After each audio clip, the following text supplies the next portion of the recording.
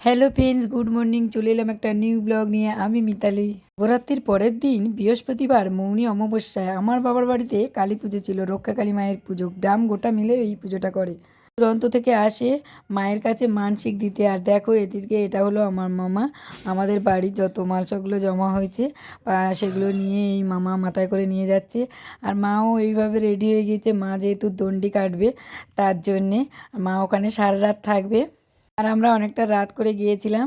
আর ওদিকে পিছনে রয়েছে তোমাদের দাদাভাই। আর চলো, ঠাকুর তো এসে গিয়েছে, একবার চলো তোমাদের মাকে দর্শন করিয়ে দিই।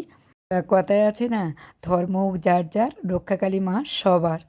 পুজো সারা রাত্রি হয়। ভোরের বেলা সূর্যদেব ওঠার আগে মায়ের বিসর্জন হয়ে যায়। পুজোর সাথে সাথে দণ্ডি কাটে, হাতে মাথায় ধুনো জ্বালে, তাছাড়া নুড হয়। যারা যারা যেসব মানসিক করে, যে যা যেভাবে মানসিক করে সেগুলো সব সারা রাত্রি ধরে পুজো হওয়ার সাথে সাথেই হয়। আর তোমরা একবার বন্ধুরা মাকে দর্শন করে নাও। যেহেতু প্রচুর ভিড় হয়েছে, সবাই মালা নিয়ে আসছে মায়ের গলায় পরানোর জন্য। সবাই একবার বলো জয় রক্ষাকালী মায়ের জয়।